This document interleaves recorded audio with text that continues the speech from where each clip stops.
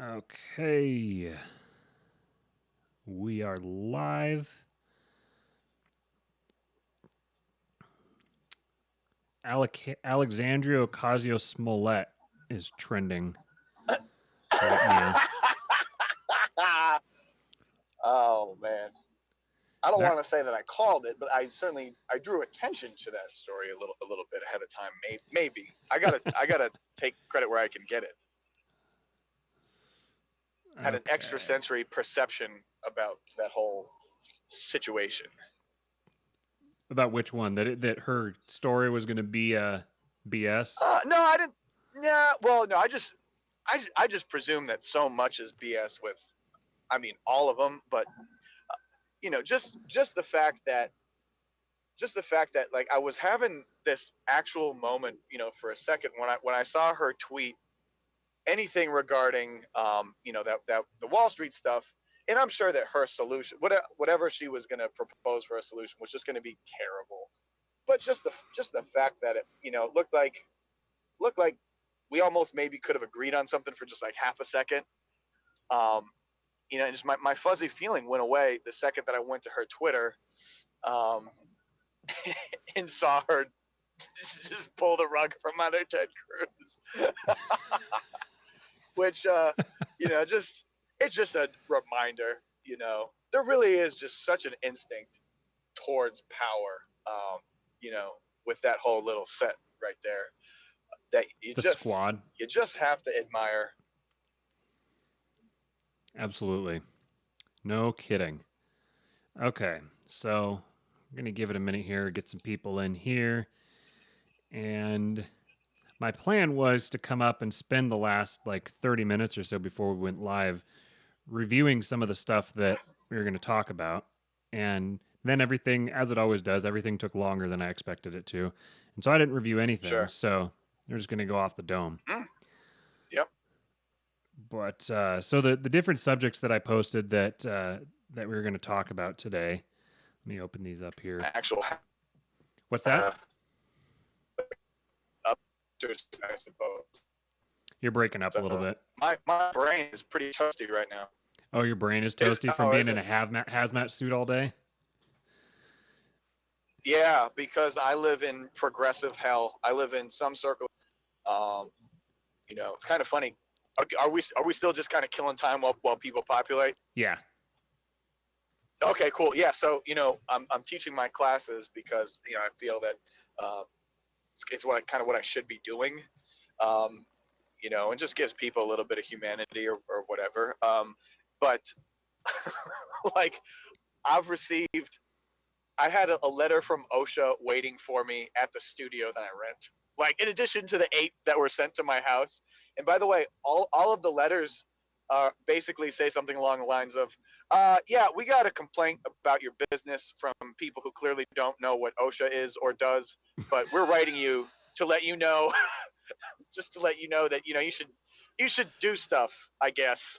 Thanks. Bye, OSHA. And it's really so it's not it's not the actual impact of the letters or anything like that. It's just the fact that people's energy is able to be allocated to that.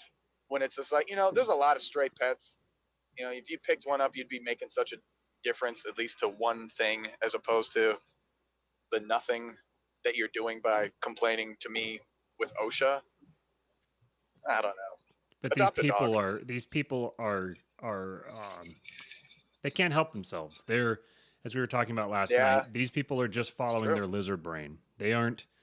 They fancy I like themselves that. enlightened and Yeah. rational and tolerant. That's going to be the word for tonight. Tolerant. But Ooh. they they're really just they're just following their programming. They've been conditioned to think and act and behave in a certain way, and in their minds, I think really that it's kind of a descendant of the Christian impulse of like works, like salvation by works, that they're in the process of creating the utopia on earth, creating heaven on earth, and in order to do that, you have to eliminate all of the bad people, and it just so happens that the more acts that you take personally to eliminate the bad people. Like it helps get rid of the bad people, but it also is like a feather in your cap. It's Sure. evidence of your virtue, and that's a big thing for these people. Well, Matthew, Yeah, if I may call you Matthew, you may. I've I've always had a question, and that's I would actually enjoy bringing the kingdom of heaven on earth myself. But anything that I want to do in order to facilitate that, mine that's kind of based off of like, God, like a God substitute of some kind. Anytime that I try to bring the kingdom of heaven to earth, I get yelled at. Do you have any insight onto why that might be? Well, yeah, because you're breaking the rules. You don't Oh, you don't have cultural power. You don't get to enforce your will on society. damn it. You have to But follow I the want to. rules. Shit. If you want to, then you have to change your definition of what the kingdom of heaven is. Oh. All Well, right, that would we've been kind of undermine my whole thing, but yeah, I right, see right, that. right. So we've been going here about 5 minutes now. We got some people in here, so we'll go ahead and kick things off here. So welcome back, folks. You guys are watching King Pilled, and that guy there hiding behind the picture of a guy in a hazmat suit. The guy hiding behind it and the guy in the hazmat suit, that is Stephen Messina, and Hello. he is the esteemed other host on here. And my name is Matthew Yes. Erickson, and tonight we are going to I titled the show, and I can't remember exactly what I said. It was something like left wing hypocrisy is a feature, not a bug. The reason I did that was because it's a very common thing, especially lately, to have the left, so to speak, engage in rank hypocrisy and double standard. And right wingers, whether they're conservatives or libertarians or whatever they want to consider themselves, they they like to occupy their time by sharing around pictures and quotes and videos and whatever of these people engaged in hypocrisy, and then they'll kind of pat themselves on the back as if they've accomplished something. They're like, it's kind of like they think that if they point out enough times that these people are being hypocrites, that magically it's going to solve some problems or something like that. And I want to make the case tonight that not only do these people not care that they're being hypocrites, but they actually are explicitly conditioned to be hypocrites because they benefit from being hypocrites. And so I'm going to make the case for that tonight. But so if go ahead and like the channel here and share this video if you like this video, and subscribe to the channel and share this video if you would, because we're trying to grow this show, because I think we have a fairly unique message here that most people from all sides of the aisle, most people don't really think about this stuff or look at the world in this way necessarily. It's a kind of a very small group of us that are we're kind of putting together some ideas from a very like kind of a disparate group of thinkers. And I think we're right on the cusp of sort of a new awakening and a new realization of how the world works. And so here we talk, we're going to end up talking, we'll talk politics, we'll talk philosophy, we'll talk religion, we'll talk science, we'll kind of talk a whole wide range of stuff.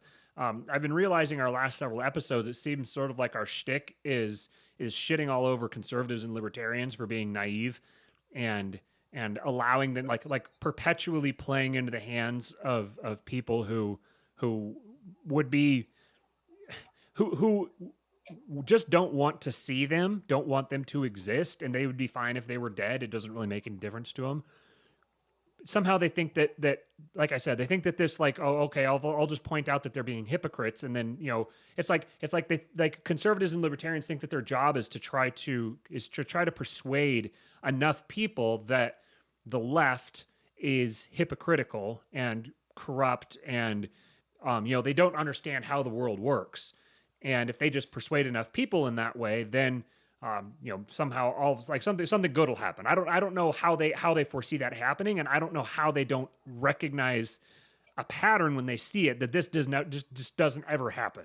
no amount of pointing out the hypocrisy or the double standard with the left, yeah, the media is biased. There's like no amount of pointing it out seems to change anything. In fact, they're getting more and more biased and more brazen about their bias.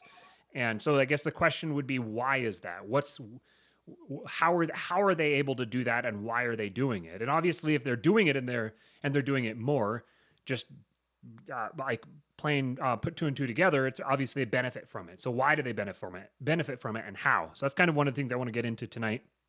And then a couple other topics we're going to hit is it's kind of an illustration of this in a sense, and a broader discussion on like the goals and the nature of the left. So the first topic was AOC versus Michael Tracy.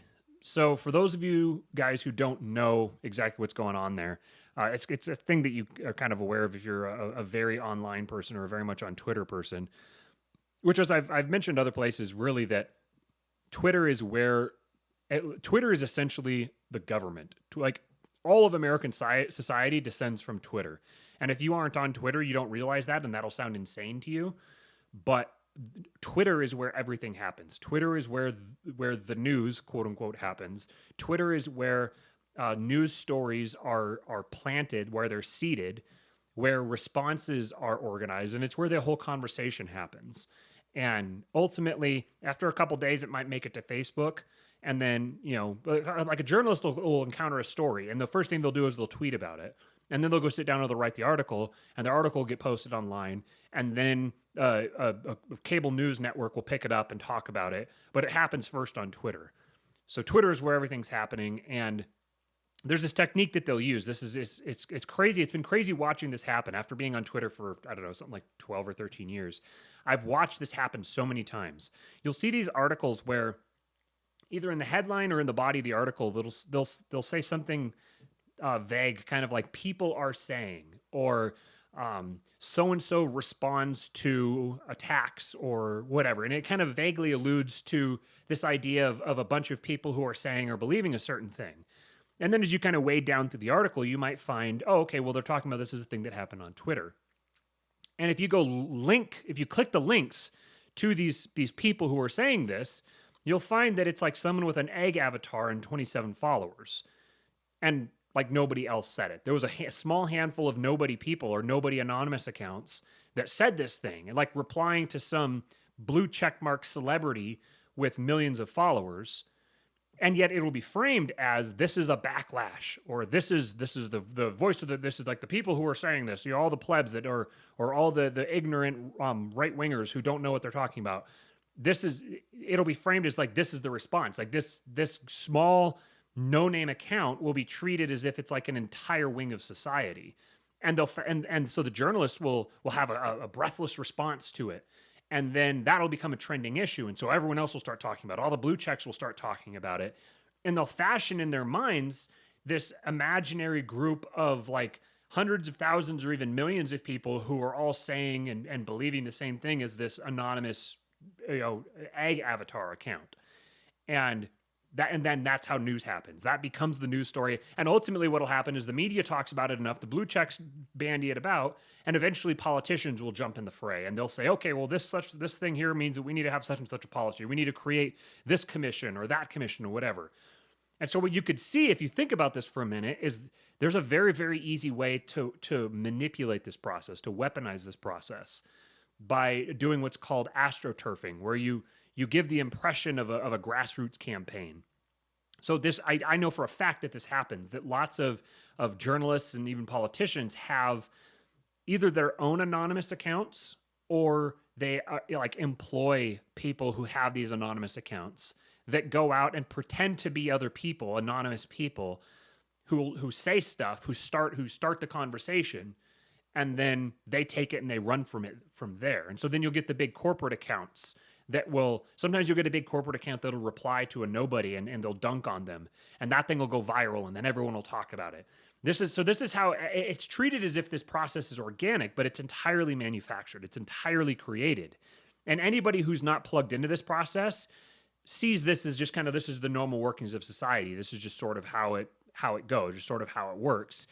and they don't realize the extent to which they're being conditioned and manipulated and played ultimately. So anyway, so last night, I was it last no, it was night before. I don't remember. Within the last couple of nights, AOC went on. She's first of all, I got to say that the woman is a absolutely brilliant manipulator. She's fantastic at manipulating people. So she goes and she does this live stream, which is kind of her thing. Like she's the politician who does live streams and connects directly to the people. And in this live stream, she describes what she went through in the course of the Capitol Hill events. And she's very, very dramatic, very breathless, as she is wont to be. And she, well, first of all, she revealed she broke big news here that she's a victim of sexual assault. And so there's a distinct purpose for leading off with that because it's it immediately puts her as a sympathetic figure. So everyone's, oh no, oh this is great. Okay, so that's the context, that's the framing. If you listen to the last couple episodes of Wealth, Power, and Influence with Jason Stapleton, the other show that I co-host, we've been talking about context and framing, and that if you control people's framing, you control how they see and how they think about issues. So she frames it within that context. So now she's not one of the most powerful people in the world, one of the most influential people who's an elected official who sits on multiple different committees and has like wildly more power than basically anybody else who was at the Capitol on January 6th. No, now she's actually a victim. She's someone who's been a victim of sexual assault in the past, which gives her, which in this oppression Olympics worldview, this worldview that focuses on oppression, this gives her status. So it's this bizarre, convoluted thing where she has actual status, but she pretends that she doesn't have status, which then gives her status. So, anyways, that's how she frames the whole thing, and then she describes how she was so happy about the Democrat senators who were elected in Georgia. And she was, I can't remember what she said. She was listening to some song and she's like dancing to it and she's all happy and celebrating in her office. And then she starts hearing like loud noises and explosions or something and like people banging on doors, or I don't know exactly what she said, but basically she hears the riot starting. And she goes through this very elaborate process of describing how first she went and hid like in a bathroom, and then she was like, oh, I should have hid in the closet. And then she eventually escaped her office and ran to and stayed. So she's in her into the bathroom, and she says, she talks about how someone busted in and she heard him saying, where is she, where is she? And she's describing herself. She's up like pantomiming this in front of the camera, how she's hiding up against the door and the door swings open and she's looking through the crack. And she's like wondering if she's going to survive. She's wondering if she's just going to die here. And then she talks about how she's so happy that she if it was her time to go, she would be happy that she had accomplished her purpose or something to that effect. And it turns out that this potential assailant that she was so afraid of was a Capitol Hill police officer. And so really what it was here was that AOC was a victim of being rescued by police. And we're supposed to feel sorry for her because she was rescued by police.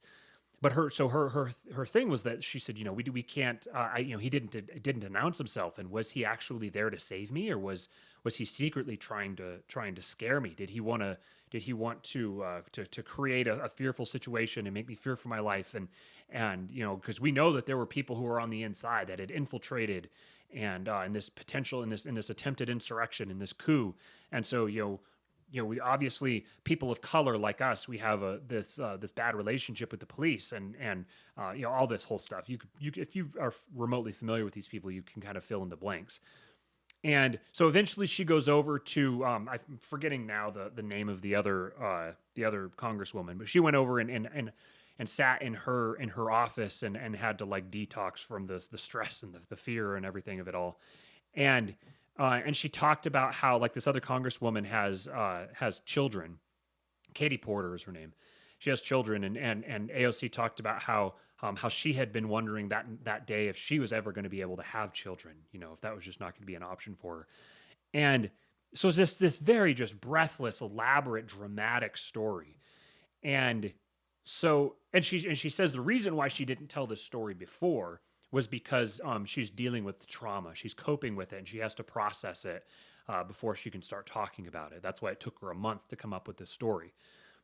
It's interesting that this story happened just in the middle of this whole GameStop thing where Wall Street is getting completely pantsed and everyone in the world is talking about how corrupt Wall Street is and how the whole financial institutions are all ganging up to crush the little guy.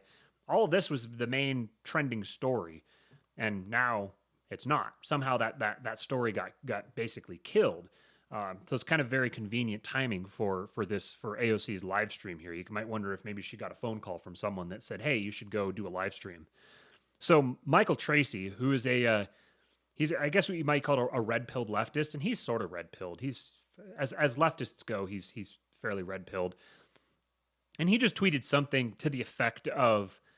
Like when you have these like a member of the ruling class or some politician, one of our rulers, we're supposed to just take them seriously, and we're supposed to like listen to their story and grant them extra consideration just because they claim to be a victim of trauma. He was just kind of like whatever. She thinks she's a victim of trauma, that makes her special. And he got absolutely dragged across Twitter. Everyone, Marianne Williamson was in his mentions.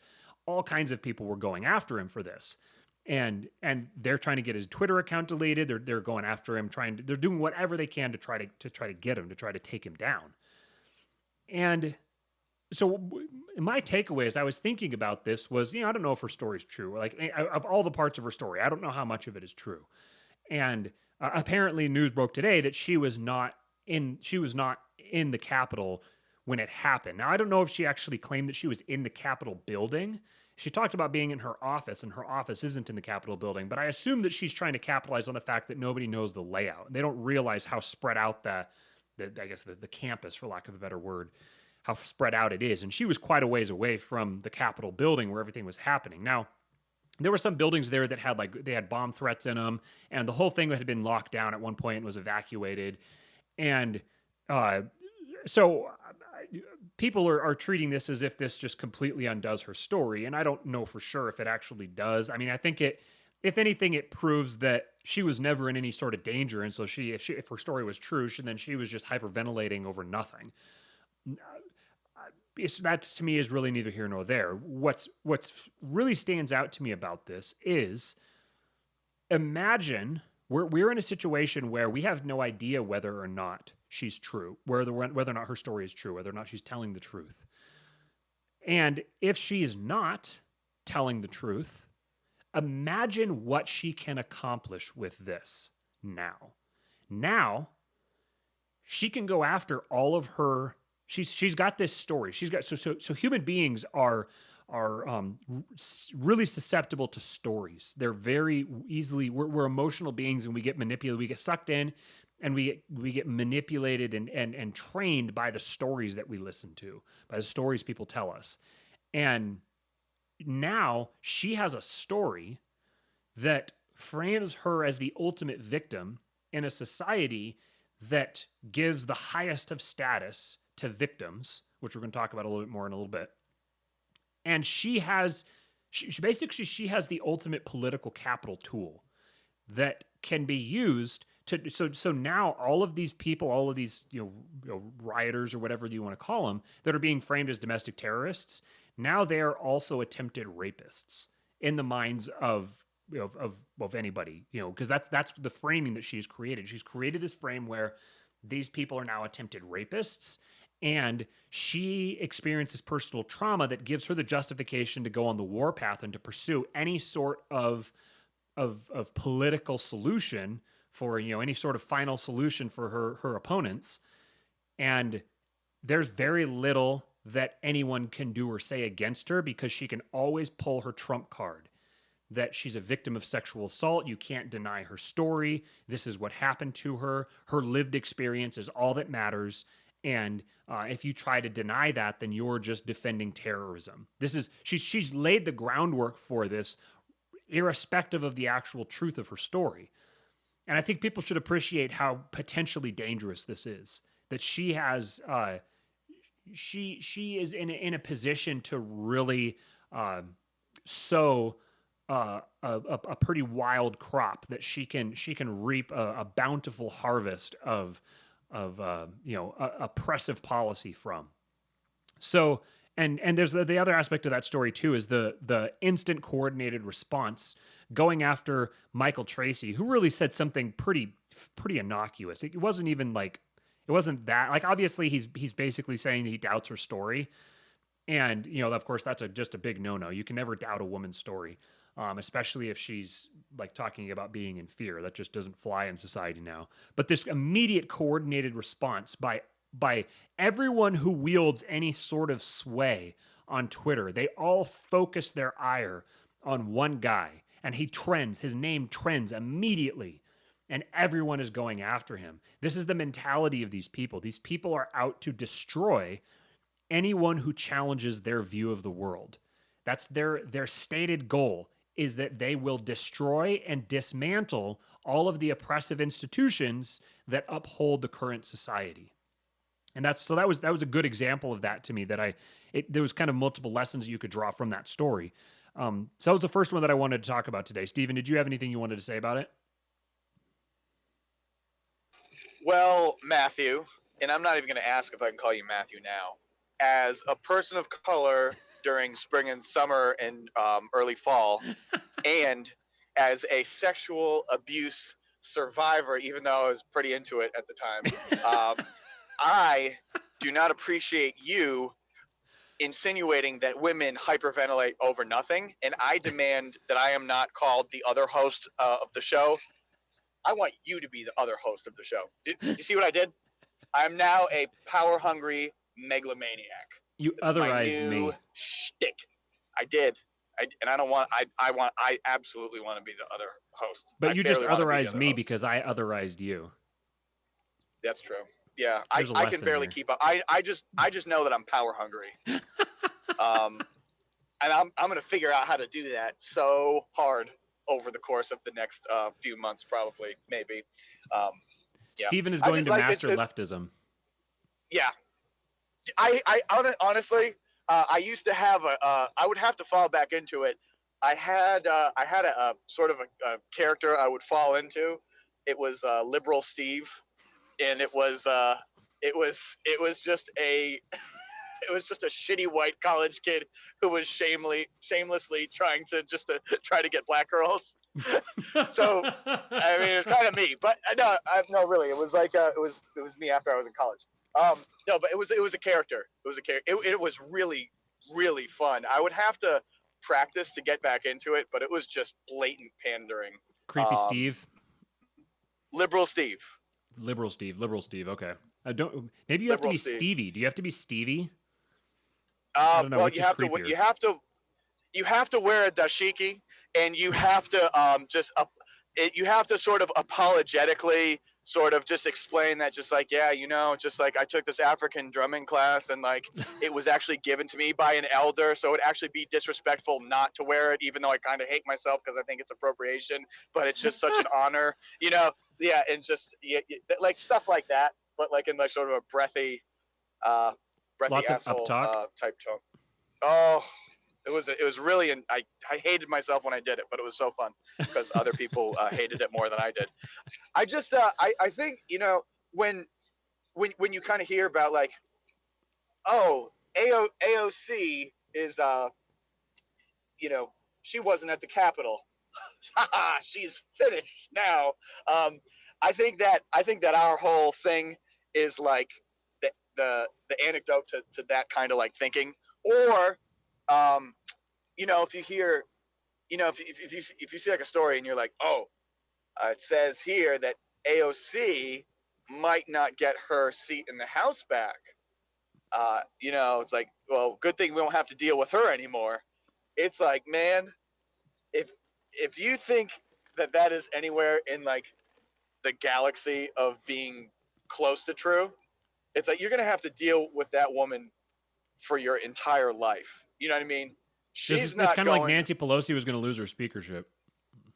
Right. It's like, but even if AOC like doesn't I don't know. Like, let's say she loses her, whatever. She's gonna be. She just has an instinct that she's whatever power she has gotten for herself, during these past few years, she's gonna turn it into something else. Like if you could put someone like that in pretty much any position, in any industry or whatever, she would find a way to just be like a political nightmare for you. She's not going anywhere.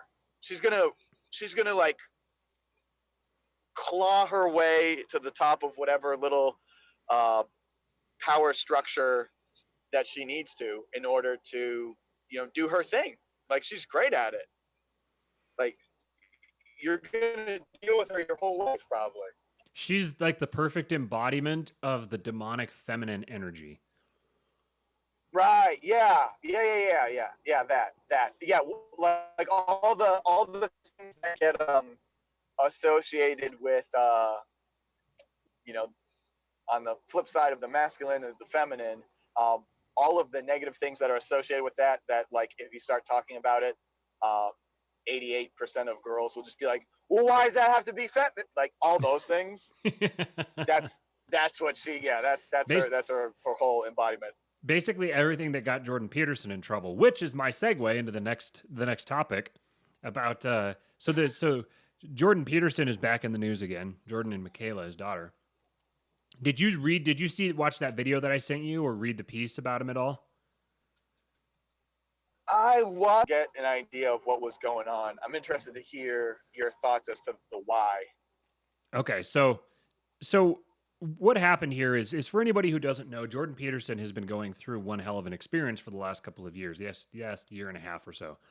And he built up this career. He's doing this tour. He has his book. He's got he's getting $70,000 a month on Patreon or whatever. And like every media organization in the world is looking for the silver bullet to take him out. He's getting like hit piece after hit piece after what do they call it, like I can't think of the name. When people do an interview where they're trying to entrap you and they're trying to bait you into saying something and so they can pounce on you. He's getting like these all over the place.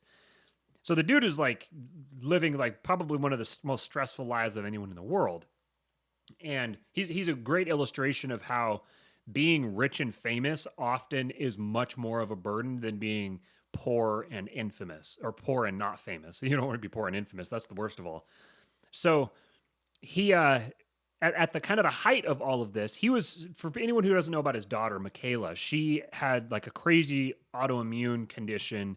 When she was 17, she had to have an ankle and a hip or something like that replaced because they basically just disintegrated. She had 30 something joints that were all affected by this juvenile onset rheumatoid arthritis that had her in just constant chronic agony and on all kinds of medications and super depressed and anxious. And she basically didn't expect to live to be 30.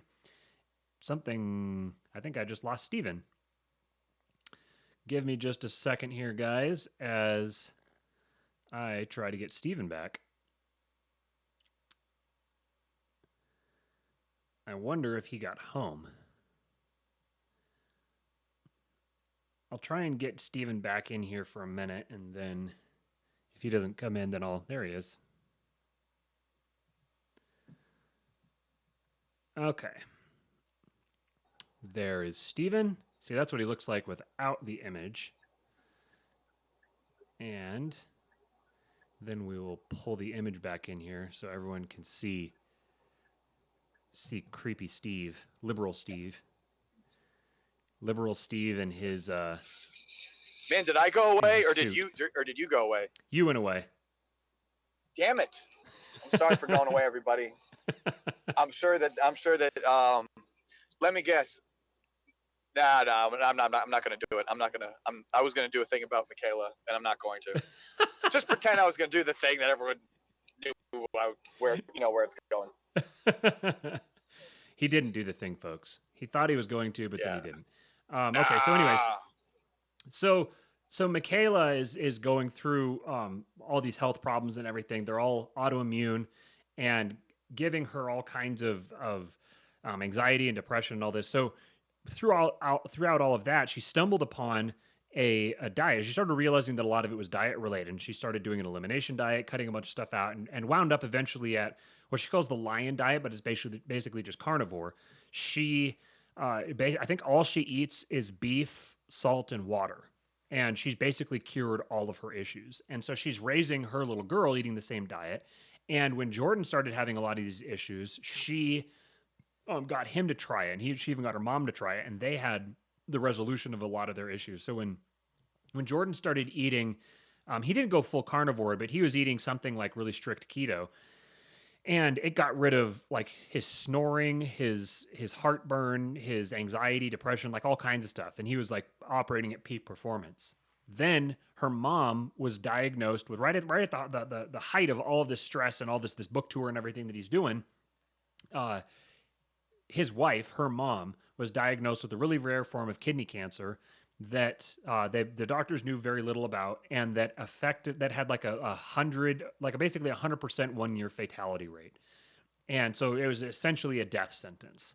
And so they were going through all kinds of different surgeries for her, and basically sleeping in ERs, and he was under a tremendous amount of stress and pressure, and so his doctor prescribed him benzos to deal with it, and he started taking these benzos, and had an allergic reaction to them in essence.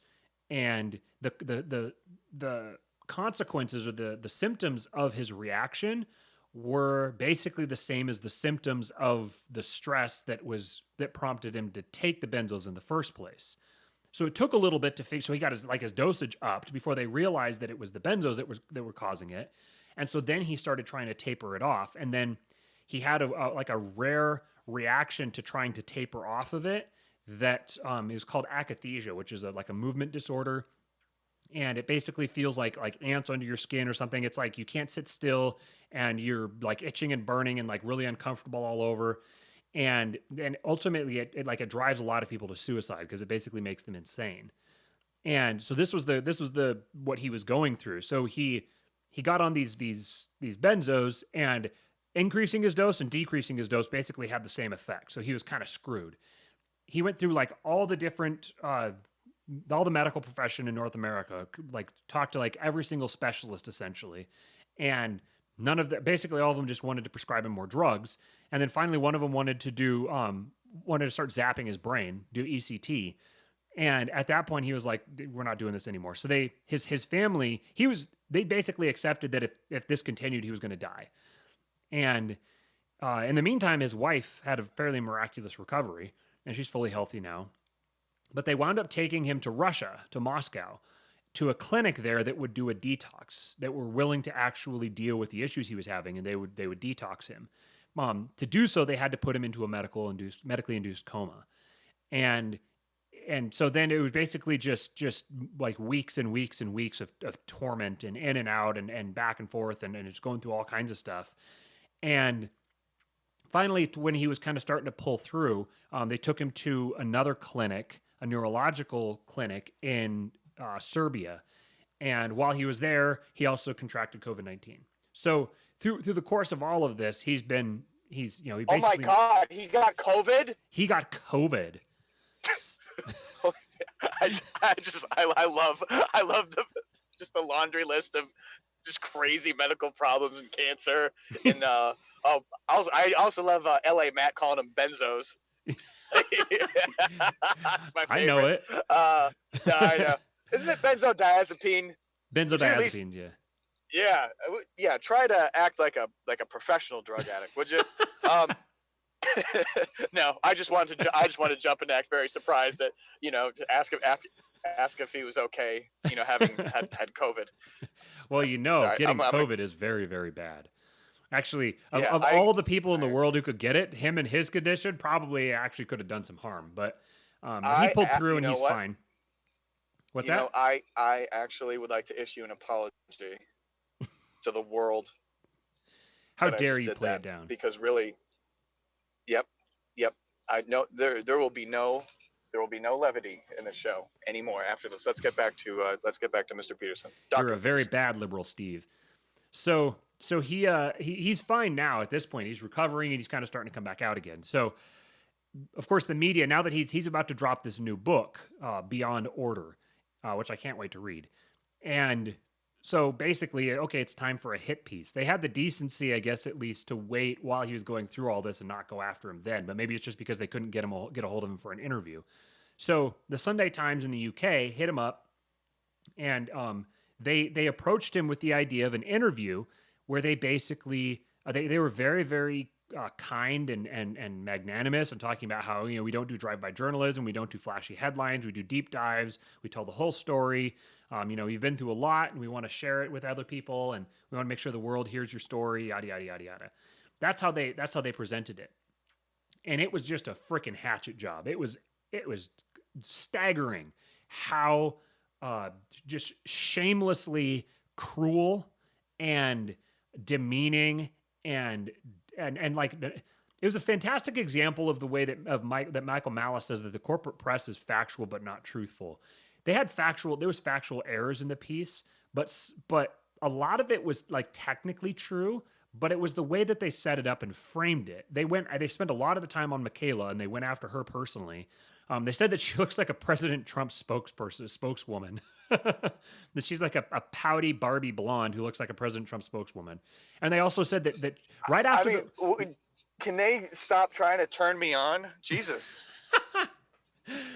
right after she finishes describing the way that Jordan broke down crying, talking about the people who would come up to him and just randomly talk to him on the street and say and like thank him for his influence on their life. Right after she finishes describing that, she compares him to Trump and says that he was a victim of toxic masculinity and that they're the same because they're both emotionally closed off men hunkered down with their closest people or something like that. I was like, the whole thing was completely deranged. So if you want to know the whole story, you can just Google Sunday Times Jordan Peterson and read the piece. And you can go to Michaela Peterson's YouTube channel, and she does a response where she reads through some of the worst parts of it, tells her side of the story, and then actually even plays the recording of the conversation because they were smart. They recorded their whole end of it, so you can see the comparison between the two. So anyway, the reason I tell this whole story is just because this is another illustration of the nature of these people, and so someone will look at this story and they might say like a conservative someone presumably will look at this story and their takeaway from it will be something like how horrible, how awful, I just can't believe that the press would do something like this, and that this is why you can't listen to the press, or so they'll kind of just have they won't fully grasp the magnitude or what's happening here, and they'll say, oh, they're just biased, they're the worst of the people will be like say, oh, they're just biased, they just have their thing and they just see the world differently and whatever. But this is another example of the way that the press is being used very deliberately to seed narratives. And right now, the world is primed for so Trump has been kind of like the lightning rod for all the controversy and for all the right-wing energy in the room.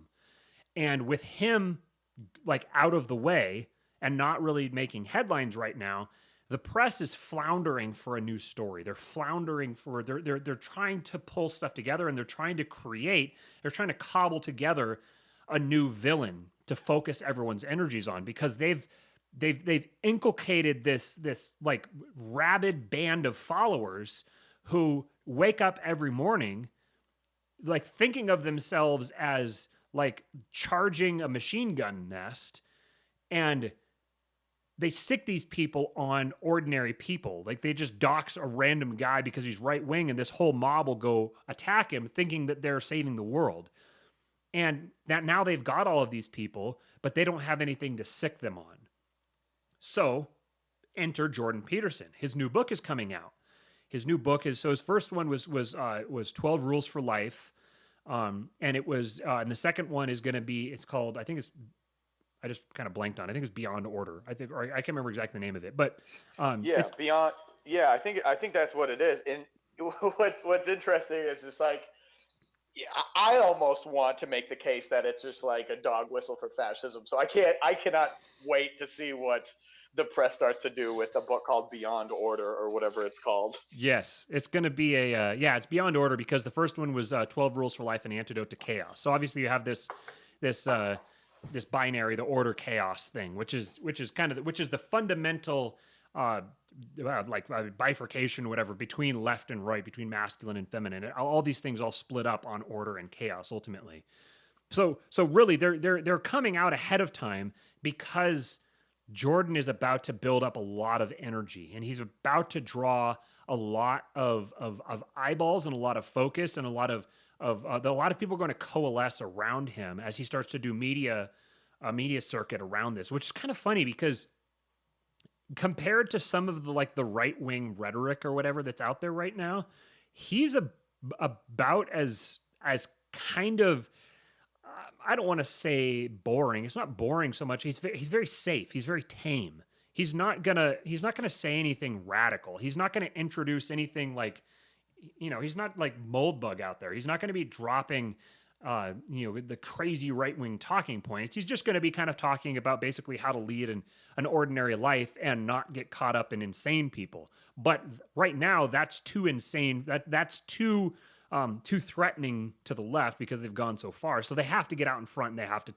to preemptively take him down. And I just want people to see this for what it is, that this isn't an accident, that this is an intentional, targeted attempt at destroying the man before he can make it back up off of his sick bed, because the guy's genuinely very powerful because like we talked about in the last episode, what we're dealing with is a spiritual problem and he has a spiritual solution. He's talking about a spiritual solution and he's preaching a message that, tame though it is ultimately incredibly powerful and frankly is probably more powerful than any message that Trump came out with, because ultimately Trump was very much about identifying the problem, but Jordan Peterson's identifying solutions. And I think that this book is going to have a powerful impact, and so it's no coincidence that they decided to take this opportunity to try to take him down and smear him, because what they're trying to do is smear him as a drug addict. They reported that he was diagnosed with schizophrenia and he wasn't, and they're trying to frame him as someone not worthy of credibility, someone who's not serious, someone who's mentally damaged. They focused the interview on basically Michaela being this overbearing, kind of like semi-psychotic, like control freak who's dominating him, and he's this feeble, sickly guy who's lost his mind and was suicidal and all this, and that he's a hypocrite and all these other things.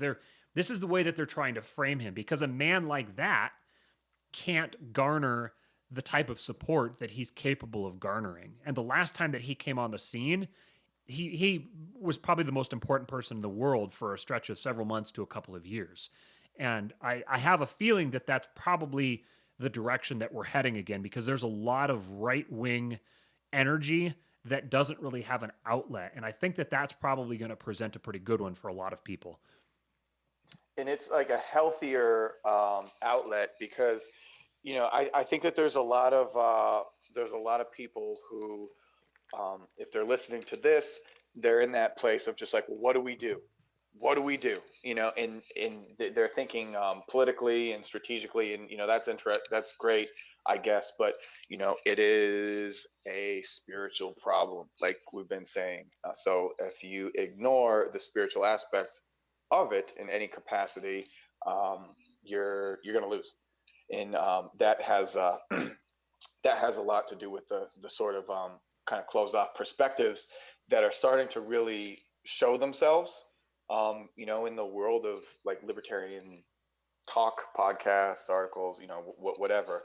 Just like the current sort of thought leaders, you can kind of see who gets it and who doesn't. And he, like you said, he's very safe in many ways because well, he's just a guy just promoting that that men take responsibility and maybe take charge of their families and or just become God fearing, and that is they the powers that be know that is those are enemies right there. Those are very formidable enemies beyond any political party, or anything like that. You take men and you show them actually how to be men, and not even in the sense of like oh, guns and whatever else, but just actual true masculine energy. And for all the boys who are listening to this show, you talk to some of the girls that you may know, you'll hear from them. It's just like, we need men. We need men, and they mean like actual men, and that's what Jordan Peterson was. That's the energy that he was awakening in people. And yeah, for like there were some years that he was just like unstoppable right before he got sick. I mean, it was like, I mean, it was a movement. And it's not, you can tell who they go after versus who they let slide. And I mean, he couldn't say anything. And I think if you listen to this person with any kind of open mind whatsoever, I don't know how anyone could hear this man talk and think, any of the descriptions that you would hear these media outlets give about him. It's like, who are you listening to? What do you? This is a nice man talking. I mean, he's talking. I mean, he's certainly giving some sort of like old school, perspectives, but like that's nothing really controversial. He's just, I don't know, just kind of almost, you'd almost view it as like sort of corny advice, but it's just the corny dad advice that like no one's giving. I mean, everyone knows his thing. Clean your room, clean your room, but the argument that where that's extrapolated out of is, he's talking about these 20-year-olds that have no life experience, that want to reimagine entire fucking economies and financial systems, with full confidence that they'll just be better than whatever's going. You know what I mean? That there will be no unforeseen side effects. And it's just like, what does your room look like? Is it a mess? Because like, maybe start there. Just get that together. And then for someone like right now, for like a lot of people who are thinking, oh, what do we do? We can't do anything. We got no power. All right, I don't know. Give it a little old JP. Clean the room. You'll feel better. You know what I mean? It's like when you clean your room, you clean another room, the kitchen going. You'll feel more confident, to cook, and you'll be eating better food. Then that's going to make you feel better. You can go to the gym. That's going to make you feel real, way better. It's just that's like the momentum that's needed right now. It's not going to be like a magical political solution. There's a fence around the every like government building, in the capital area. You know what I mean? It's just like, this might not be the time, for whatever goofy political solution that you're thinking about. But yeah, man, you get your shit together, and we get like an increase in like God-fearing, capable men. That's gonna do something. Very well said. There's the famous saying. It said that what is it? It's hard times create strong men create good times create weak men, and weak men create hard times. And we're in that You latter are stage here. right now. We're in the Yep. weak. We've had weak men for way too long, and there's a reason for this. It's this isn't an accident. I want to keep getting back to that. This isn't an accident, and this kind of gets into the other major thing I wanted to talk about tonight. That the thing I've been listening to lately is more of James Lindsay. We talked about him last time in his like, I guess, audio essay or whatever that he did about Antonio Gramsci, who was a famous communist thinker, really a communist theologian in essence, because it's very much a religion. And another one that he's doing is he's doing a 5-part series on Herbert Marcuse's 1965 essay about repressive tolerance. And you can find it if you want to read it for yourself. It's very long. It's very long, and it's this postmodern communist stuff that's just it's very difficult to read. And so I would strongly recommend go to the YouTube channel New Discourses and listen to James Lindsay as he's got a 5-part series of him reading through it, and like de-wokifying it as he goes, like interpreting what he's saying as he goes through it. And as dense and difficult to get through it as it is, this is like the most important thing to understand if you want to understand the current left in America, which is really to understand the current power structure in America. But before I get to that, there's two other stories I wanted to touch on real quick. One of them was the story about the Biden administration, and there was these employees who were, I think it was like deputy communications director or something. So they were technically political appointees, but they're much further down, kind of lower levels. They were Trump appointed, and they're federal employees. And they both, there was two different ones. One was a woman, and then the other one was a couple who were both political appointees by Trump. And both families were expecting. They were both the women were pregnant, and they were both due to deliver right around December, January time. And they had both filed ahead of time with, I think it was DHS and something else. They had both filed with their departments, their agencies, to get their federal healthcare benefits through, I think, from January through March, which is a very typical. It's within kind of the range of what usually happens. Usually, administrations will just like they don't necessarily have an obligation to recognize the promises of the agency under this prior leadership, but it's standard practice to do so because, I mean, there's nothing to be gained by not doing it. It's not like the government doesn't have the money for it. So they'd had these promises made to them. They had made plans on they were going to have the baby and they were going to be able to take the first 3 or 4 months of the baby's life to get to know him and work with him. One of them had a premature delivery and the baby had some complications. And the Biden administration at the last minute said, no, actually we're not going to acknowledge what the previous administration's departments had promised to you. You're going to get cut loose on the 20th. You're going to lose all your federal benefits then.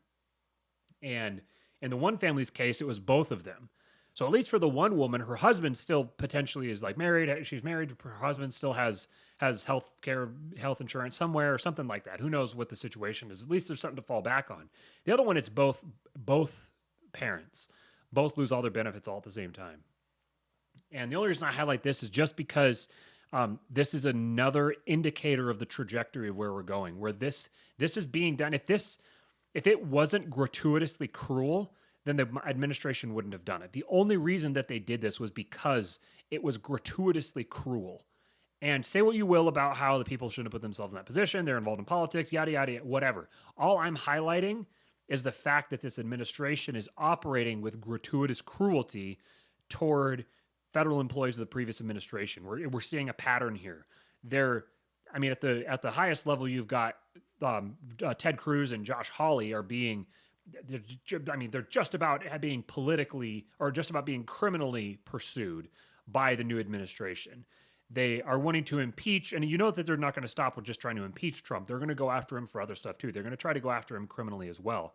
So we're getting very, very close to the realm in which the new administration starts prosecuting the opponent political party, and so this is a dangerous situation because this sort of thing creates this will create will create blowback eventually, and things will continue to escalate. So that was one other story I wanted to highlight. Finally, the last one is not directly related, but just kind of in passing.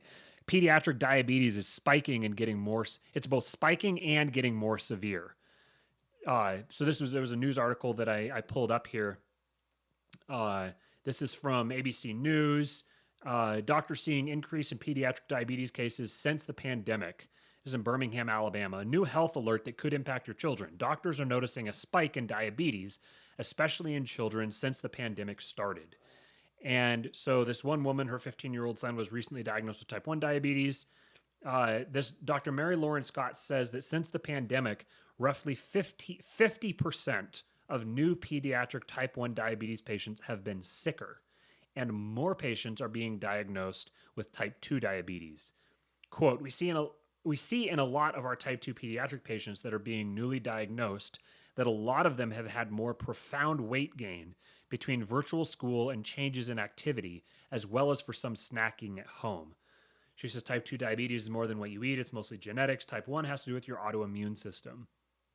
And there's no doubt that this here, and I mean, as the article is framing it, that this here is a product of the response to the pandemic. This is these we're going to see much more of this, and people have been predicting this for a while. So I'm not breaking news here, but the the long term health effects of the pandemic are going to wildly outstrip the effects of the actual pandemic itself. And that's, I mean, I don't even think at this point that's even like predicting something controversial, or it's almost kind of stating the obvious. But it also illustrates the effect of fear, and the when you surround people in fear energy and negative fear energy, it literally makes them sick. It literally causes physical illness. These guys are so, because I mean, you're not going to see all of this just as a product of sitting at home more. There's much more that goes into it than that. You're not going to see a like all the diabetes patients sicker and then also 50% more coming, like you're not going to see that whole thing happen just from, oh, they're eating more snacks at home. This is a product, this is going to, the same thing is happening in other people as well. Mental health is taking a huge hit. People are suffering cognitively, psychologically, from this relentless drumbeat of negativity and fear and trauma. And again, this is a spiritual problem. This is a spiritual problem that has a spiritual solution. You, like I talked about in the last episode, you have to look at these anchors, these news anchors, these journalists as what they see themselves as. These are literal religious leaders teaching a religion to their constituents. They're conditioning people, teaching them how to relate spiritually to the world. They're bringing spiritual truths to them, teaching them how to live, teaching them how to relate to the world around them, teaching them what is truth, teaching them how to think about truth. These are all things that they're covering. This is a church. We are, I tweeted yesterday that every state is governed by a church. The whole idea of separation of church and state just made us think that there was a difference or that changed. That never changed. Every state is governed by a church.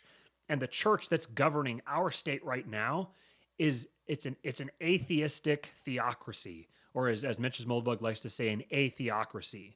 We're governed by an atheocracy that's a perversion of kind of like of a Protestant denomination. In essence, it's basically an atheistic Protestant denomination that just reformed God out of the picture, and it took it was with the Enlightenment. They sucked God eventually out of the picture altogether. They reformed all these other things as they left the Catholic Church, and each successive denomination came out and reformed a new thing away from the previous denomination. They eventually, it was inevitable that they would get to the point where they would reform God out of the picture altogether.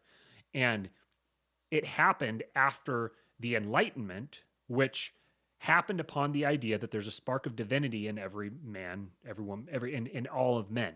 Everyone has a spark of divinity in them.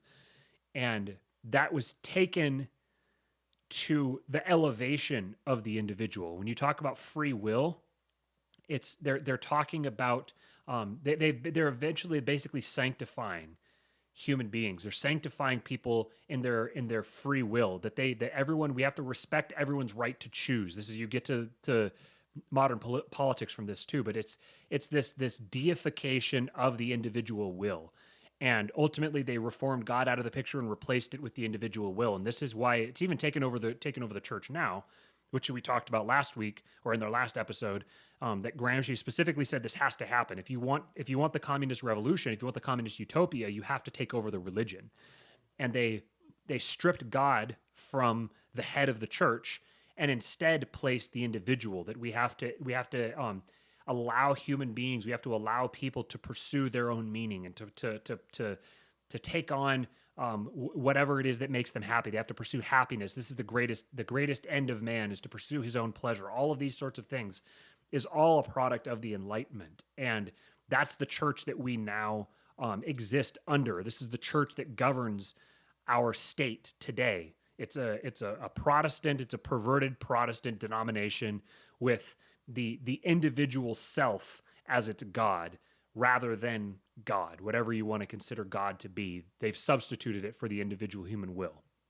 So that brings us back to the Marcuse essay. Stephen, do you have anything else you want to tag on to that?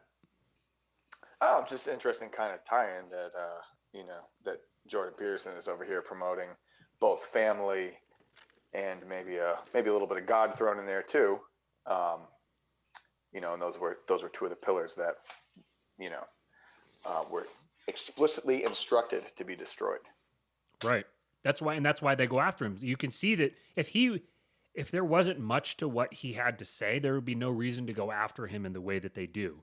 The fact that they go after him the way he does proves to you the power of his message, that they see him as a threat.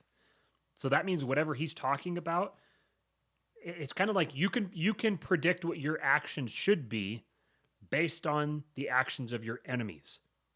So if you were had an army and you were marching on another army and you saw them fortifying a particular area, like you went and you spied on them, you saw them fortifying a particular area, then I mean, I guess maybe it's a trap, but most likely that's their greatest vulnerability. That's their area where you might, obviously there's different strategies. You might not want to attack there directly, but you now know that they're fortifying this area. That means that's their vulnerability. That's where they're weakest. So the fact that they're attacking him in this area, they're attempting to fortify, they're attempting to rally their troops and focus on this specific thing. There must be something to what he's saying. And it just so happens that Gramsci, like you said, Gramsci points that out. He says if we want to achieve this communist utopia, we have to take over the religion. So that's why I wanted to basically wrap things up today, was with this conversation about Marcuse's repressive tolerance idea. And like I said, he wrote this article in 1965 and this essay. And Marcuse was a communist, obviously. He was part of the Frankfurt School, which were all communists they were postmodern communists, essentially, who basically got to they brought this intellectual they created this intellectual cabal, sort of, to reason through the events of throughout the rise of communism and the Russian Revolution. And one of the things that they identified was the fact that Marx had predicted that the communists, that when the proletariat would rise up and they would overthrow the capitalist system, that the inevitable communist revolutions would happen in the industrial societies.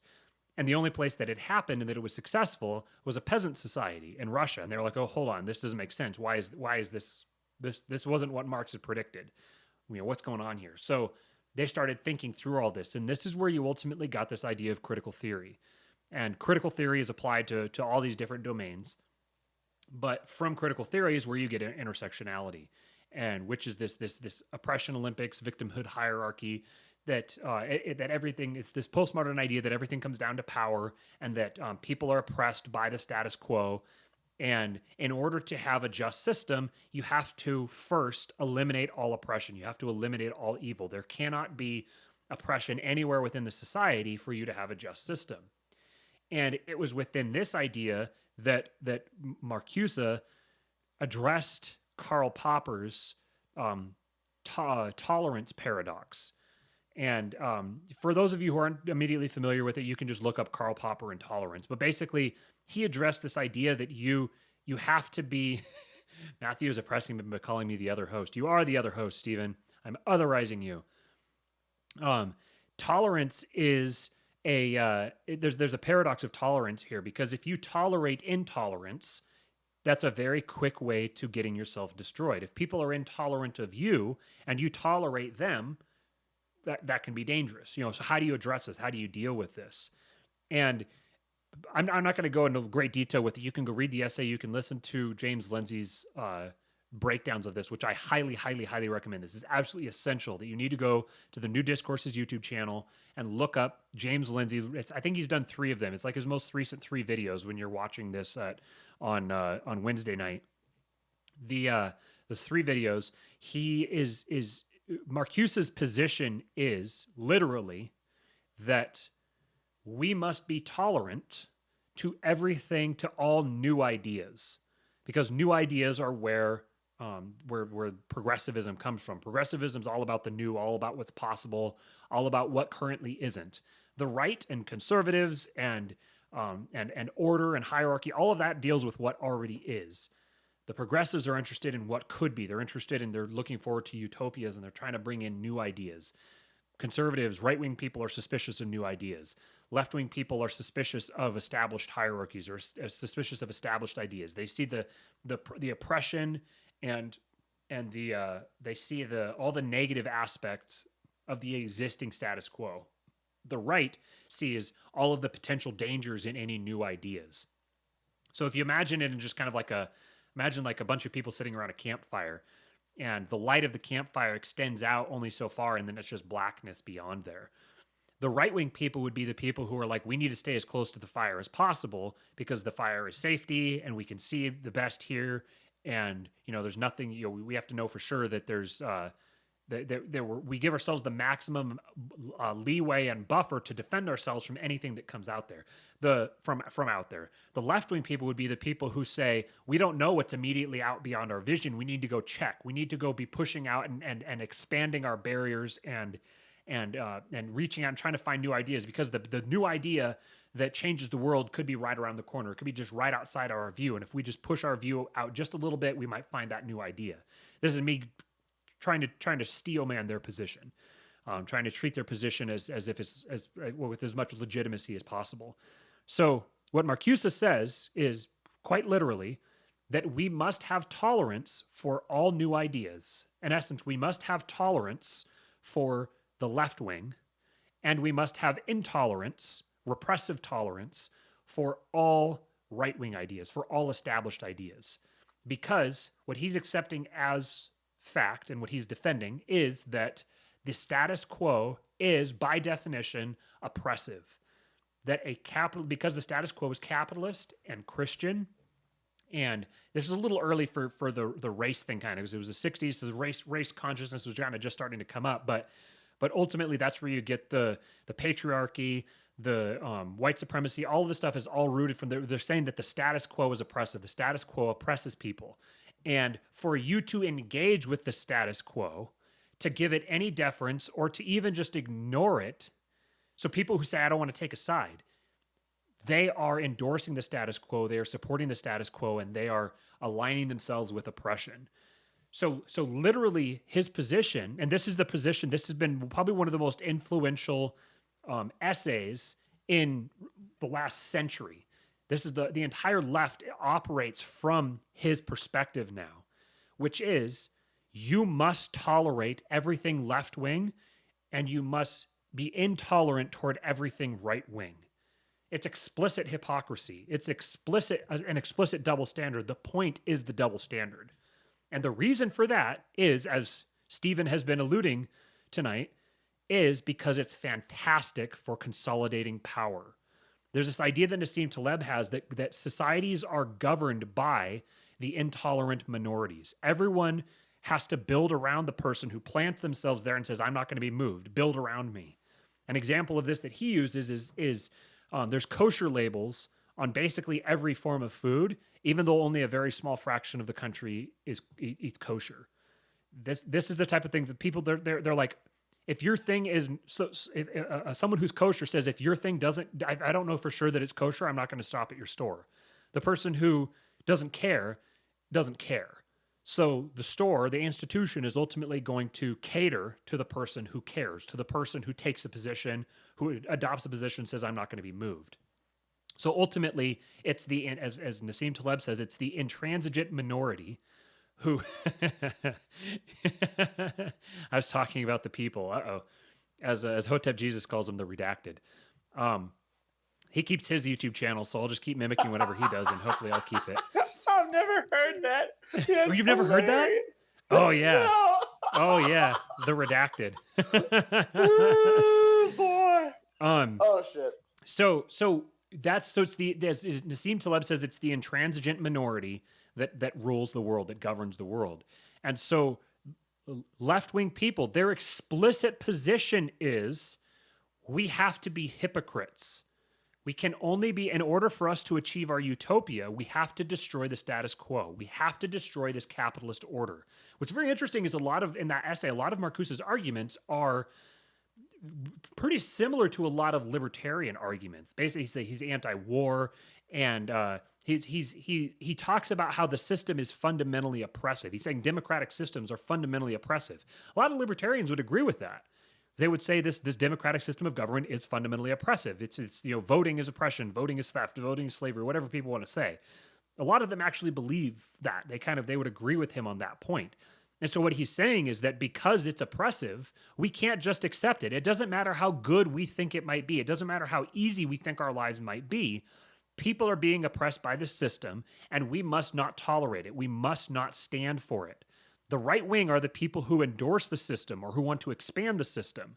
We need to, the institutions, the institutional system, and we need to be intolerant to them. And only by being completely intolerant to the institutions, the status quo, only by being intolerant to it can we ever achieve a point where we can actually practice tolerance. Because we can only practice tolerance once we've achieved justice, once we've achieved the eradication of, he actually says something like the eradication of all fear and all fear and hate, or something along those lines. That basically their goal is to eradicate fear, even.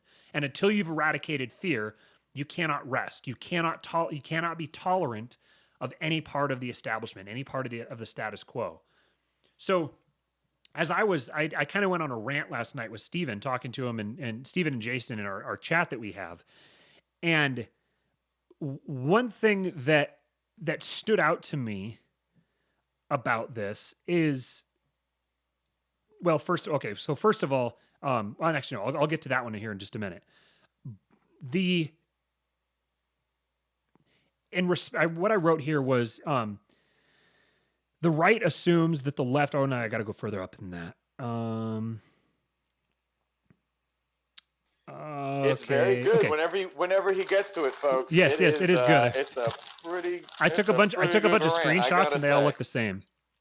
Okay, here it is. Man. So this is the position of the right. This is kind of the overall, speaking in broad strokes, this is the position of the right. Our society has institutions which are governed by elites and which are granted power, which gives them the ability to enforce their will and protect themselves from consequences. This is good. It's the best way to maximize human flourishing. The stability of society depends upon it. This is basically the fundamental right-wing psychology.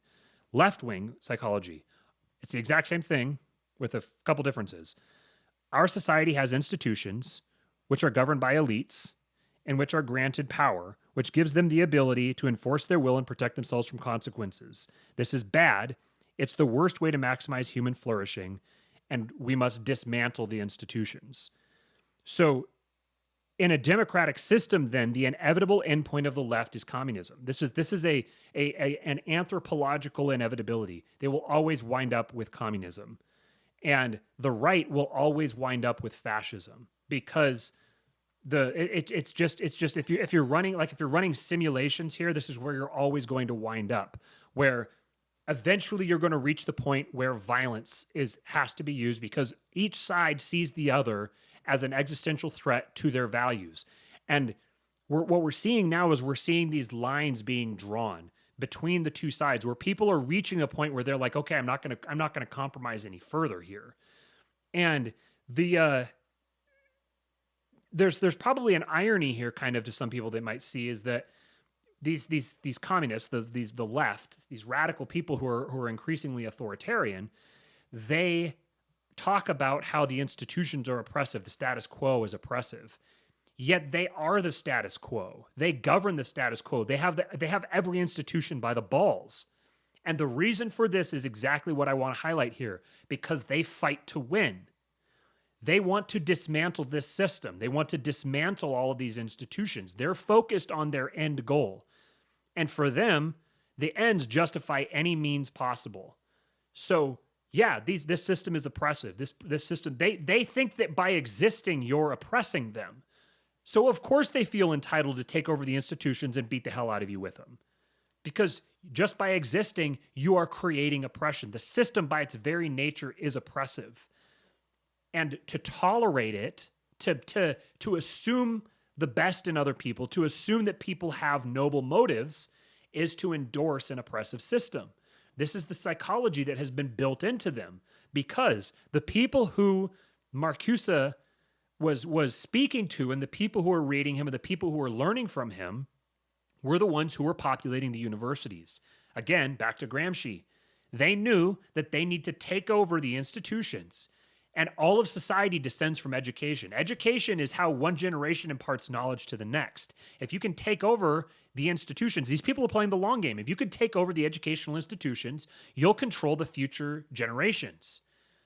So, what I said to Stephen yesterday was that if you had the opportunity I said, imagine having an opportunity to command a band of rabidly ideological utopians who see themselves as possessing a mandate to do whatever is necessary to destroy or to dismantle every institutional power structure in the world. And this band explicitly denies the very concepts of logic, rationality, reason, and existence itself, even. And they have nothing to lose and effectively no talent to ever accomplish anything outside of your patronage. So imagine you're the elites, you're the ruling class. And you've conditioned these people, this band of people, the bio-Leninism concept we talked about on Sunday's episode. Go back and listen to Sunday's episode for the talk about bio-Leninism. But that's the shock troops for the communists are the people who have nothing to lose, the dregs of society, the people who are ugly, who are stupid, who are disabled, or are incompetent. Like, for whatever reason, they see themselves as not having any opportunity. They see themselves as not being able to get ahead. And they're the ones who are the easiest to convince that this society is that this system is fundamentally oppressive. Look at you. Look, you have to scrap for a living. You're having to fight evil Republicans to try to get a welfare check so that you can survive. This is a very easy message to preach to these people. And you turn them into your ideological shock troops. They're pursuing utopia. And they see themselves as having a mandate to destroy the institutions, and they're perfectly justified in doing so. Not only are they justified in doing so, they're on a crusade. They're on a holy crusade to bring about heaven on earth. What would you do if you were, say, a billionaire philanthropist or CEO or a lifer in the deep state or whatever, these power hungry people? If you had these people at your disposal and you understood the way that you can condition and brainwash and indoctrinate these people, and the way that you can turn and sick them on any target that you want, what would you do if you had that power at your disposal? I said, would you direct it at everyone and everything who could ever potentially challenge your own status? And once you've used your army to destroy all challengers, would you have any reason to preserve your army? How would you do so in order to prevent them from ever destroying you? No wonder the elites love communism, because communism gives them a frickin' army of people who will lap up their every word and march on any enemy you direct them at, all the while thinking that they are actually in control of the situation, that they're actually changing something. They think that they're actually dismantling the system, and they've been deceived into directly endorsing and enhancing and supporting it. This is this profound irony. But because they've completely divorced themselves from reality explicitly, because reality is oppressive, they're creating their own, as James Lindsay calls it, he calls it the pseudo-reality. They're creating a false reality. They're creating a pseudo-reality. So it's like there's no real world feedback that's going to make a difference to them. They're just going to listen to whoever whoever tells them what they want to hear and feeds their biases. So these things are all just like if you ran simulations of human nature, you would eventually wind up with this scenario where the ideas of postmodernism and communism would be developed and would be put together and formulated in this way, and where you would have these global elites who, many of them, if you trace back, if you look at the events of the 20th century and you look at the people who have the bulk of the wealth and power in the world now, central bankers, if I can get away with saying that, you will see that there is many direct ideological ties to communism. These people are ideologically communist. And now one of Marcuse's doctoral students, or one of his, he was the advisor for, I believe her name is Angela Brown. She was one of the she was actually like convicted of terrorism. She there was people, I think they robbed a bank or something, and they used her guns, and she served time in prison, and she's now like one of the leading minds funding and supporting Black Lives Matter. I was going to look up all of her details beforehand, but you just take my word for it. Angela Davis, I believe, is her name. And she just look up Herbert Marcuse, and he was a doctoral advisor to the lady in Black Lives Matter. If you look up those things, you'll come up with her. And she, so now today, she's one of the foremost influences behind Black Lives Matter. Which, between George Floyd's death and the end of the year, this last year, Black Lives Matter took, I believe, $13 billion in donations. $13 billion in donations. Black Lives Matter is one of the largest organizations in the US. It's massive. And it's a direct financial funding for the Democrat Party. But anyway, so this Angela Davis, who's a direct line to Marcuse, she's one of the leading minds behind Black Lives Matter, who's one of so in effect then she is one of the most influential people in one of the most influential organizations in the world that is right at the tip of the spear, that's driving forward this narrative, that's pushed. Like, if I had to put together a short list of the people who I think would call up AOC and say, hey, go do a live stream, say that you were raped, talk about this, Angela Davis would be one of those people. Like, these are the people who govern the world. These are the people who run the world. And somehow, libertarians and conservatives, we can't go an episode without shitting on them. Libertarians and conservatives think that pointing out to these people that they're hypocrites is going to change something. This is the dynamic, and you think that telling them they're hypocrites is going to change something. This is the reason you lose. This is the reason that we lose. And this is where your principles mean diddly squat. In the world of politics, in the world of politics, this is a zero-sum game of power. And you may say, oh, it's not all about power. There's more things in the world than power.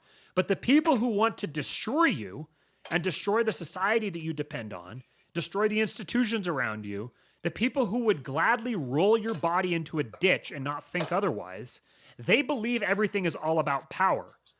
And that absolutely everything that they do either reinforces the existing institution or dismantles it. They're forcing you into a decision where you cannot coexist with them. They have decided that they will not be tolerant of people who endorse the system. And not taking a position is endorsing the system. It's just a matter of time before they gain the power to roll you into a ditch. It's an inevitability unless people start truly understanding the nature of what's going on here and they start taking steps to insulate themselves, to protect themselves from this, and to somehow, here's where I don't have an answer for this, but to somehow form together organizations that can fight back against this sort of force.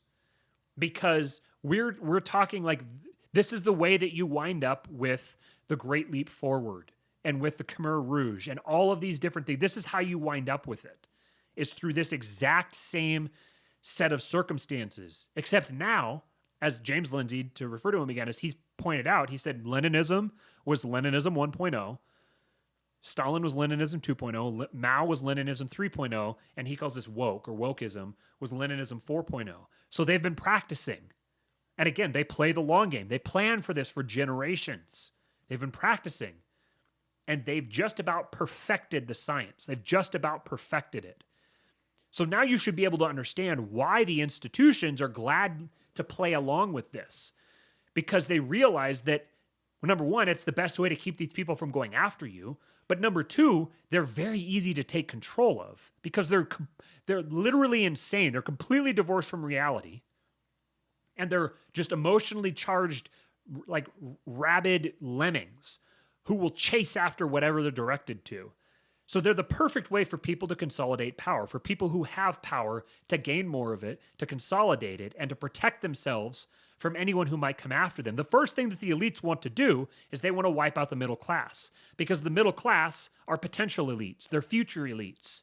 So you have to wipe them out to ensure that they're not going to undermine you, that they're not going to take your status, that they're, because status is a zero sum game, that you're not going to take their status and take their wealth.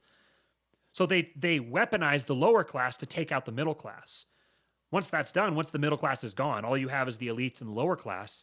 Well, then you start stripping off the elites who aren't playing ball, the elites who aren't going to join in your cabal, and you take this army of misfits, this army of Looney Tunes, and you start sicking it on each successive band of the elites that you can peel off and isolate and strip away, wipe them out, undermine them, destroy them, take their capital, and move your way on up until eventually all that's left is you and your army. And then, I don't know, you destroy your army, or you just keep them pacified and you put them in the stable to bring out anytime someone else steps out. This is the inevitable trajectory of society in a democratic system.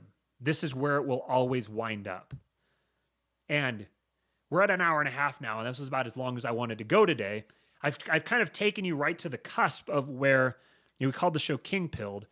This is kind of how we wind up at the King Pill, realizing the inevitability of this sort of a system. This is how democratic societies play themselves out. This is how they always have, and this is how they always will. You always wind up with a cabal of people who are literally hell bent on. They're like the people who are sitting on a branch and they're reaching back in toward the trunk and they're chopping out the branch away from them, between them and the trunk.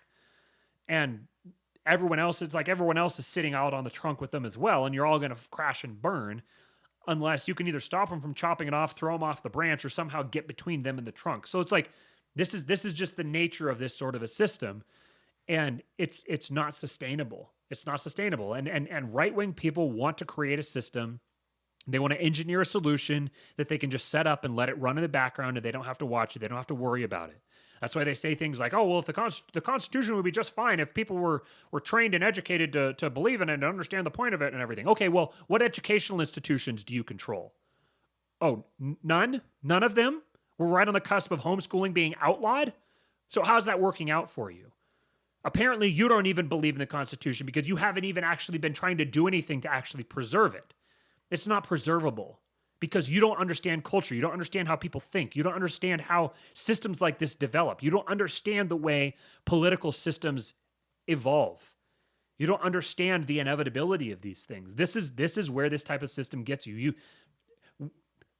Constitutional republics are a great idea in practice, but this is the inevitability of them.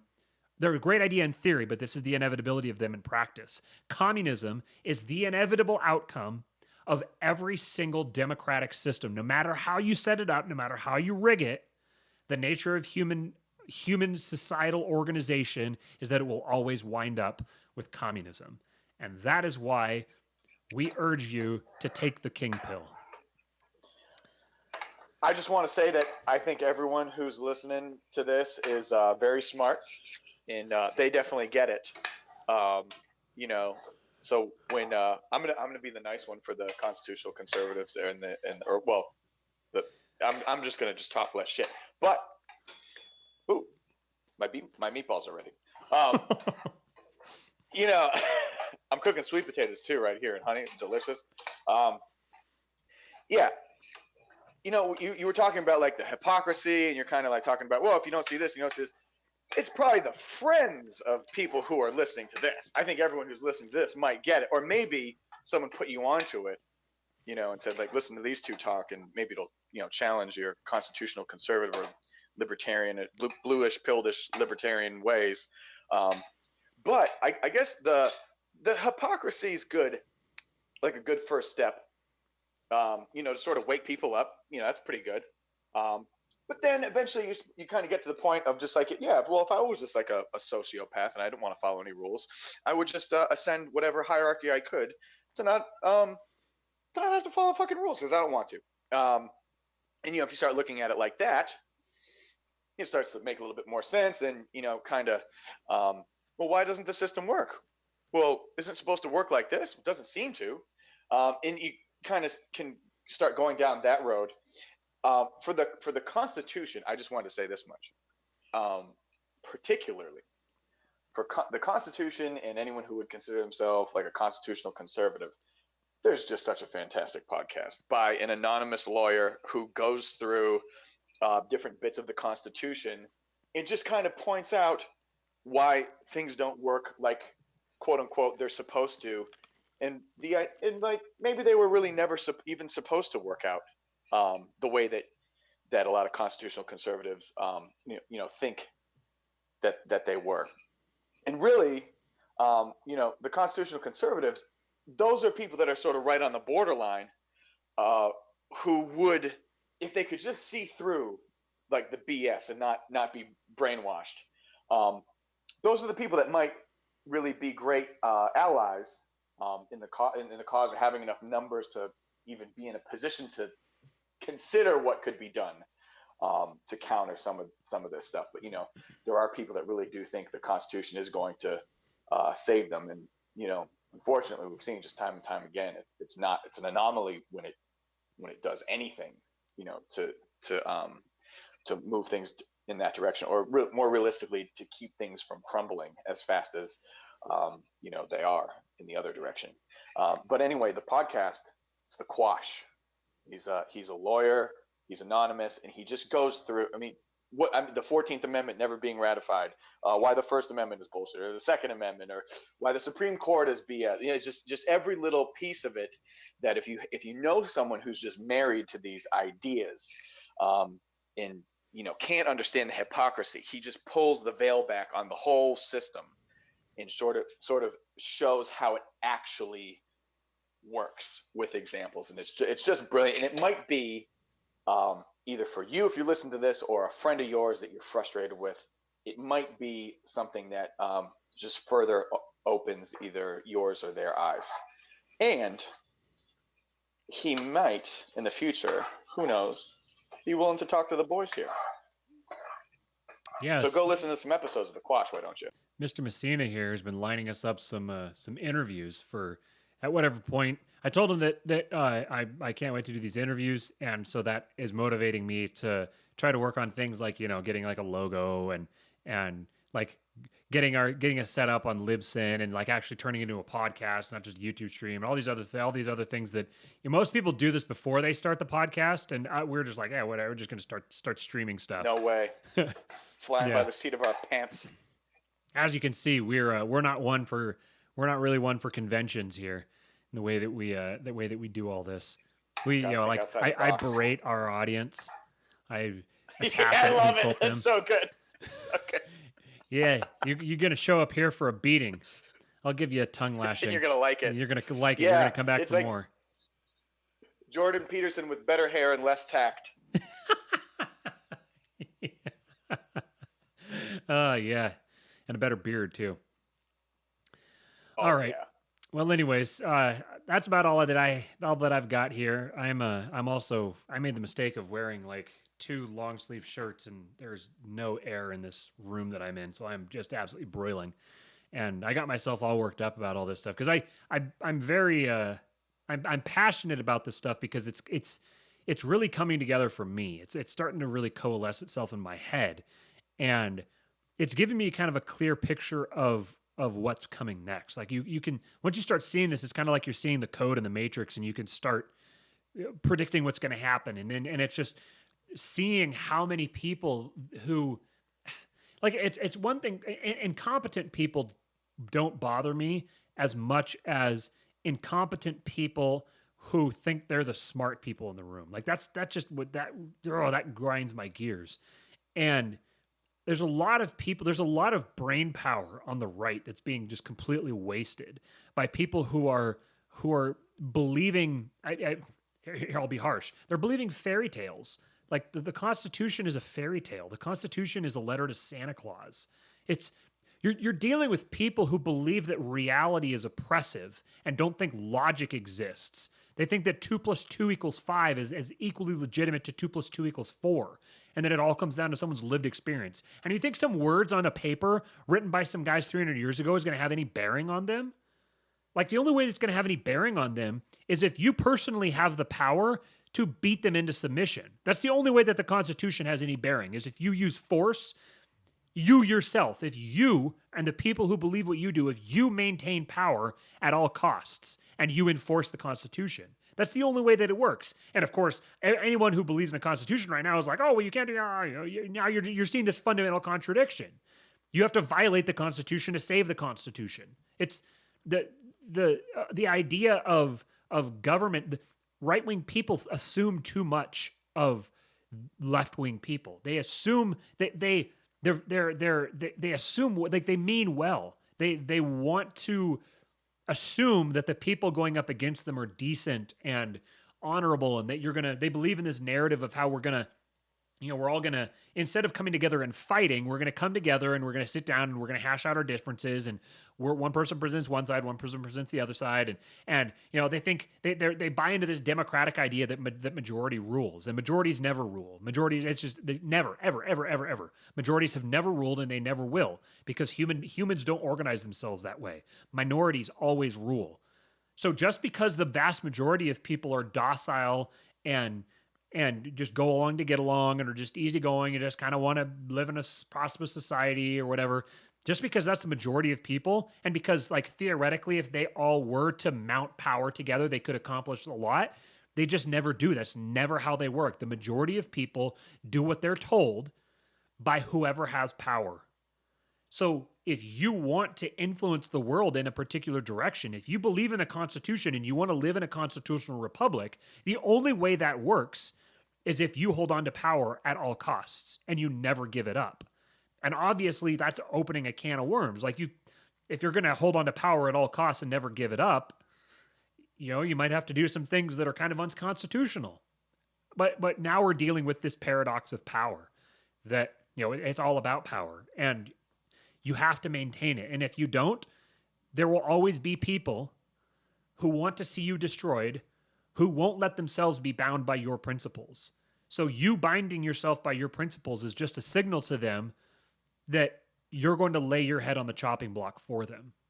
And that's the position that I'm watching the right wing, like in America, moving itself into. And we'll, in a future episode, we'll talk more about kind of the difference between left wing and right wing. And I know there's a lot of like libertarian type people who like to think, oh, well, left wing and right wing are both wrong, and you have to be in the middle or something like that. And we'll go into why that's why that's BS, and why the left is always wrong and the right is always right. Why the right is called the right for a reason. And this isn't something that I've always believed, but it's something that I've come to believe without reservation. I think that there's a very clear, I think there's a biological, there's an anthropological, there's a spiritual reason for why that's the case. So that's why I've become very unabashedly right wing, and that's why you'll see in this show that we are very unabashedly right wing. There's a reason for it. There's a philosophy behind it, and that's kind of the idea of our show is to lay all of that out. So, anyways, you have anything else to add, Stephen? Yes. Right wing extremists is what the subtitle of King Pilled is for our podcast. We Maybe we thought should it would be a actually good do marketing that. choice. King pilled, You right wing know, extremists. I just want to be a little bit more of a tease than even I usually am, since I've been teasing a little bit. But Liberal Steve. a tease. Liberal Steve is the opposite of a tease. Yeah, it's just you're talking about